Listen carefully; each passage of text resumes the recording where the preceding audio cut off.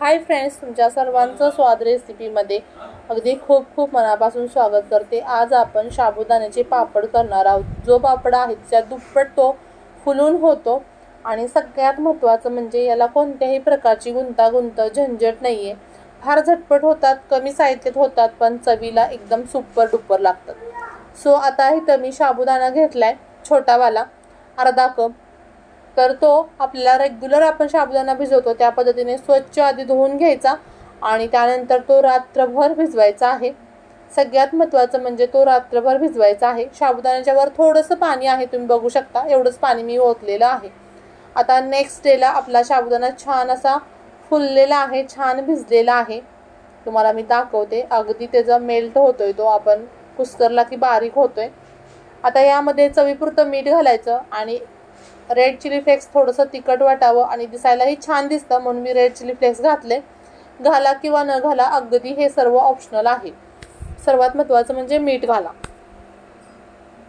आता आपण हे साबुदाण्याचे पापड आहेत ते करायला घेऊ। तर मी एक ताट घेतले इथं फ्लॅटवालं असं, आणि त्याच्यावरती आपण अगदी थोडंसं तेल घालायचं। तर हे तेल आपण जेव्हा उन्हात घालतो पापड त्यावेळेला ते उडून जातं, ते काही साबुदाण्याच्या पापडला चिटकत वगैरे नाही किंवा त्याचा वास वगैरे येत नाही, त्यामुळे हे साबुदाणा पापड तुम्ही वर्षभर स्टोअर करून ठेवू शकता। आता मी एक बंगडी घेतली आणि एक छोटावाला चमचा जो असतो ते एक चमचा साबू घालायचे आणि एकच लेयर फक्त ती आली पाहिजे, ही फक्त काळजी घ्यायची। आणि याच पद्धतीने मी सर्व ठिकाणी साबुदाणाचे पापड करून घेते, जसं स्क्रीनवर दिसतंय त्या पद्धतीने। जर तुमच्याकडे स्टीलच्या प्लेट असतील तर तुम्ही छोट्या प्लेटमध्ये करू शकता, पण बऱ्याच वेळेला प्लॅस्टिकचे टोपण असतात ते वापरतात, पण ते वापरल्यामुळे ते गरम होतं प्लॅस्टिक आणि त्या प्लॅस्टिकचा जो अंश आहे तो त्या साबुदाण्यामध्ये जाण्याची शक्यता असते किंवा जातोच, त्यामुळे मी ते टाळलेलं आहे। आणि या पद्धतीने मी हे पापड करून घेतले। आता एका वेळेला आपले 7 पापड झालेत। गॅसवरती पाणी गरम करायला ठेवले, पाण्याला छान अशी उकळी आली। आता ताट ठेवलं, त्याच्यावरती आणखी एक ताट ठेवलं आणि 6 ते 7 मिनिटं आपण हे जो साबुदाण्याचे पापड आहेत ते शिजवून घेतले। जो तो साबुदाणा आहे तो ट्रान्सपरंट झाला पाहिजे, एवढी एकच टिप यामध्ये आहे, जास्त काहीच यामध्ये नाहीये। आता बघा तुम्ही, साबू आपला ट्रान्सपरंट झालेला आहे। त्यानंतर आपण हे साबुदाणा काढून घेऊ 7 मिनिटांनंतर। थोडंसं 1-2 मिनिटं थंड होऊन दिल्यानंतर आपण ह्याला प्लॅस्टिकच्या कागदावरती सुकवून घ्यायचे।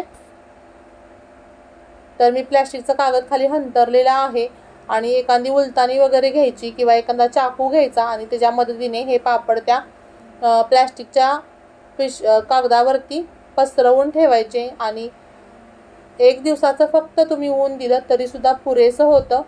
मी आधी 2 ते 3 तास हे घरीच वाळत घातले आणि नंतर मग त्याला ऊन दिलं आणि एका दिवसामध्ये हे छान माझे पापड सुकले होते।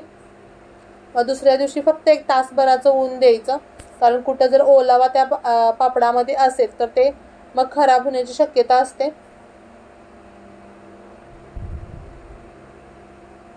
जर प्रथमच तुम्ही माझे व्हिडिओ पाहत असाल तर यापूर्वी सुद्धा मी वाळवणाचे बरेचसेच व्हिडिओ अपलोड केलेले आहेत, ते मी डिस्क्रिप्शन बॉक्समध्ये देईन।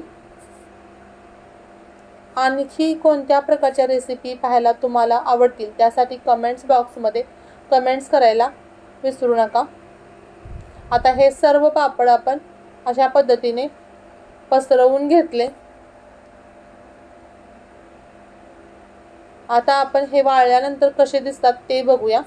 आता हे पापड आपले छान असे वाळलेले आहेत। फक्त अर्धा कप साबू वापरलेला होता, त्यामध्ये भरपूर असे ह्या पापड्या तयार झालेल्या आहेत। आता आपण ह्या पापड्या ज्या आहेत त्या फ्राय करून बघू।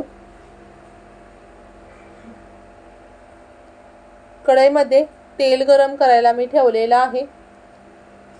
तेल गरम करायचं आणि त्यामध्ये एक पापडी घालायची आणि खूप छान अशी ही फुलते, तुम्ही बघू शकता, जी आहे तिच्या दुप्पट तयार होते। ह्या पापड्या तुम्ही किती खा, तुमचं पोट भरेल पण तुमचं मन नाही भरणार, इतक्या टेस्टी ह्या पापड्या तयार होतात। सोबत ह्या उपासाला चालतात, त्यामुळे तुम्ही उपासा दिवशी सुद्धा ह्या खाऊ शकता। आणि याच पद्धतीने झटपट होणाऱ्या आपल्या शाबू पापडी तयार झालेली आहे। पुन्हा भेटू अशाच नवनवीन आणि जायकेदार रेसिपी सोबत. तोपर्यंत बाय बाय.